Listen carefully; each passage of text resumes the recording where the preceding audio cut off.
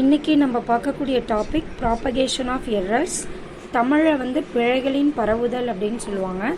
அதாவது நம்மளுடைய மேத்தமெட்டிக்ஸில் ஒரு அடிஷன் சப்ட்ராக்ஷன் செய்யும்போது நம்ம எந்த வேல்யூவை எடுத்துக்கிறோமோ அந்த வேல்யூவில் ஏதாவது எரர் இருந்தது அப்படின்னா அதை ஆட் பண்ணாலும் சரி சப்ட்ராக்ட் பண்ணாலும் சரி, இன்னும் நிறைய ஆப்ரேஷன்ஸ் இருக்குது. அது எந்த மேத்தமெட்டிக்கல் ஆப்ரேஷன் செஞ்சோம்னாலும் சரி கண்டிப்பாக அந்த வேல்யூவோட எரர் எல்லா இடத்துலையுமே நமக்கு என்ன ஆகும் அப்படின்னு சொல்லி பார்த்திங்கன்னா ப்ராபகேட் ஆகும்.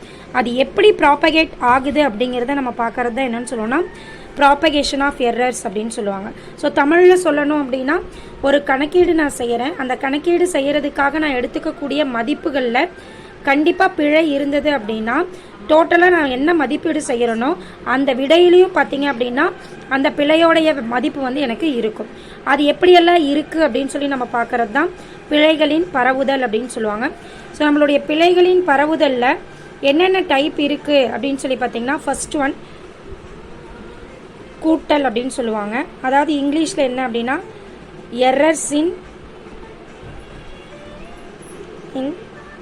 Some of two quantities.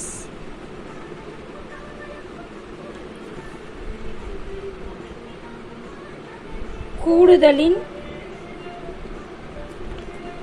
பரவுதல், அதாவது கூடுதலின் பிழைகளின் பரவுதல் அப்படின்னு சொல்லுவாங்க. கூடுதலின் பிழைகளின் பரவுதல் அப்படின்னு சொல்லுவாங்க. அப்போ errors in sum of two quantities, இதில் இன்புட் குவான்டிட்டிஸ் யார் யார் அப்படின்னு சொல்லி பார்த்தீங்கன்னா ஏ அண்டு பின்னு எடுத்துக்கிறேன். ஸோ உள்ளீடு யார் யார் அப்படின்னு பார்த்தீங்கன்னா ஏ மற்றும் பி அப்படின்னு எடுத்துக்கிறேன். தென் இன்புட் குவான்டிட்டிஸ் இப்போ எனக்கு கிடைச்சிது. அதே மாதிரி அவுட்புட் குவான்டிட்டி யார் அப்படி, அதாவது ரிசல்ட் யார் அப்படின்னு சொல்லி பார்த்தீங்கன்னா இசட். இங்கேயும் வந்து நமக்கு வெளியீடு என்ன அப்படின்னு சொல்லி பார்த்தீங்கன்னா இசட். கண்டிப்பாக இப்போ இந்த உள்ளீடுகள் அதாவது இந்த இன்புட் குவான்டிட்டிஸும் சரி உள்ளீடு அப்படிங்கிறது சரி ரெண்டுமே ஏ அண்ட் பி தான் எடுத்திருக்கோம். ஸோ இந்த ஏக்கும் பார்த்திங்கன்னா ஒரு பிழை இருக்கும், அதாவது ஒரு எரர் இருக்கும். பிக்கும் பார்த்திங்கன்னா சம் ஆஃப் எரர் இருக்கும் அல்லது பிழை இருக்கும். ஸோ அப்போ என்ன வரும் அப்படின்னா ஏயின் எரர் வந்து ஏ உடைய error. So error in A அப்படின்னா எவ்வளோ அப்படின்னா del A. Error in B அப்படின்னு பார்த்தோம்னா டெல் பி. ஸோ அப்போ என்ன ஆகும் அப்படின்னு சொல்லி பார்த்தீங்கன்னா இங்கேயும் பிழை ஏ உடைய பிழை என்ன அப்படின்னு சொல்லி பார்த்தீங்கன்னா டெல் ஏ, பி உடைய பிழை என்ன அப்படின்னு சொல்லி பார்த்தோம்னா டெல் பி அப்படின்னு சொல்கிறது. ஓகே, ஸோ இதை எப்படி எழுதலாம் அப்படின்னு பார்த்தீங்கன்னா A is equal to A plus R minus del A அப்படின்னா என்ன அர்த்தம்னா ஒருவேளை நான் எடுத்த வேல்யூவில் ஒன்றா ஆட் ஆகி இருக்கலாம், இல்லைன்னா நான் குறைச்சி எடுத்துருக்கலாம், அதுதான் மீனிங். ஸோ ஒன்றா இன்க்ரீஸ் பண்ணி நான் எடுத்திருப்பேன், இல்லைனா டிக்ரீஸ் பண்ணி நான் வேல்யூ எடுத்திருப்பேன். ஸோ இங்கேயும் அதே தான் A equal to A plus R minus del A. அதே மாதிரி B equal to B plus R minus del B. இங்கேயும் B equal to B plus R minus del B அப்படிங்கிறதான்.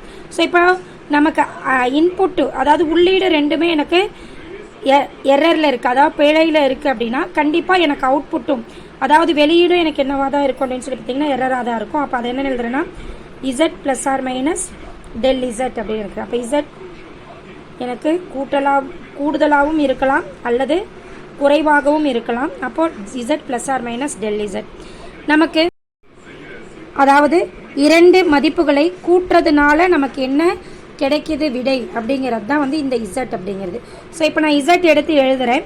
ஸோ அப்போ Z equal to A plus B, அதாவது Z equal to A கூட்டல் B அப்படிங்கிறது. அப்போ என்னென்னு எழுதலாம் Z plus R minus del Z equal to A plus R minus del A plus B plus R minus del B அப்படின்னு வரும். அதே மாதிரி இங்கே Z plus R minus del Z equal to A plus R minus del A plus B plus R minus del B அப்படின்னு கிடைக்கும்.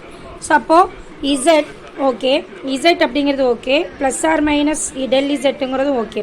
இப்போது பிழை இல்லாத மதிப்புகளை நான் என்ன பண்ணிக்கிறேன் அப்படின்னு சொல்லி பார்த்தீங்கன்னா தனியாக எடுத்துக்கிறேன், அதாவது எரர் இல்லாத வேல்யூஸை தனியாக எடுத்துக்கிறேன், எரர் இருக்கக்கூடிய வேல்யூஸை தனியாக பிரித்து எடுத்துக்கிறேன். அப்போது என்ன வரும்னா ஏ ப்ளஸ் பிங்கிறது வரும், அடுத்து plus del A plus del B அப்படின்னு வரும். ப்ளஸ் ஆர் மைனஸ் காமனு வெளியே எடுத்துக்கிறேன். அதே மாதிரி இங்கேயும் Z plus R minus del Z equal to A plus B plus R minus del A plus del B அப்படின்னு நமக்கு கிடைக்கும். சரி, அப்போ எனக்கு ஏ ப்ளஸ் பினா இசட்னு தெரியும். அப்போ Z plus R minus del Z equal to இசட்னு போட்டுக்கலாம். Then plus R minus del A plus del B அப்படின்னு கிடைக்கும். அதே மாதிரி இங்கேயும் Z plus R minus del Z equal to Z plus R minus del A plus del பின்னு வரும். So இந்த ரெண்டு சைட்லேயுமே இசட் இசட்னு இருக்குது. இந்த ரெண்டும் என்ன ஆகிடும் அப்படின்னு பார்த்தீங்கன்னா கேன்சல் ஆகிடும். நான் அதை வந்து அடிச்சிடலாம். அப்போது எனக்கு என்ன மட்டும் இருக்குன்னா 1 plus R minus del Z equal to plus R minus del A plus del B அப்படின்னு கிடைக்கும். இங்கேயும் வந்து என்ன இருக்கும் அப்படின்னு பார்த்தீங்கன்னா plus R minus del Z equal to plus R minus del A plus del பின்னு இருக்கும். ஸோ இந்த 1 அப்படிங்கிறது என்ன ஆகிடும்னா கேன்சல் ஆகிடும். எப்படி அப்படின்னு சொல்லி பார்த்தீங்கன்னா இந்த இசட்டை இந்த பக்கம் கொண்டு வந்தேன் அப்படின்னா இசட் மைனஸ் இசட்னு இருக்கும். அப்போ இது கேன்சல் ஆகிடும். அப்போ என்ன மட்டும்தான் இருக்கும் அப்படின்னு பார்த்தீங்கன்னா plus R minus del Z equal to plus R minus del A plus del B அப்படின்னு கிடைக்கும். தென் இந்த ப்ளஸ் ஆர் மைனஸ் இந்த ப்ளஸ் ஆர் மைனஸும் கேன்சல் ஆச்சு அப்படின்னா நமக்கு என்ன மட்டும் இருக்கும், del Z equal to del A plus del B. Del plus R minus del Z equal to cancel ஆச்சுன்னா வெறும் del Z equal to del A plus del பின்னு அப்படின்னு வரும். இப்போ என்ன சொல்கிறாங்கன்னா ரெண்டு எரர் இருக்கக்கூடிய வேல்யூஸை நாம் ஆட் பண்ணினோம் அப்படின்னா சம் பண்ணினோம் அப்படின்னா அதனுடைய எரருடைய ரிசல்ட் எனக்கு எதுக்கு ஈக்குவலாக இருக்கும்னா அந்த ரெண்டு இன்புட் உடைய எரர்ஸுடைய சம்முக்கு ஈக்குவலாக இருக்கும். அதாவது ரெண்டு மதிப்புகளுடைய கூடுதலின் பிழை வந்து எதுக்கு ஈக்குவலாக இருக்கும் அப்படின்னா அந்த ரெண்டு மதிப்புகளுடைய பிழைகளின் கூடுதலுக்கு சமமாக இருக்கும் அப்படின்னு சொல்லியிருக்காங்க. தேங்க்யூ.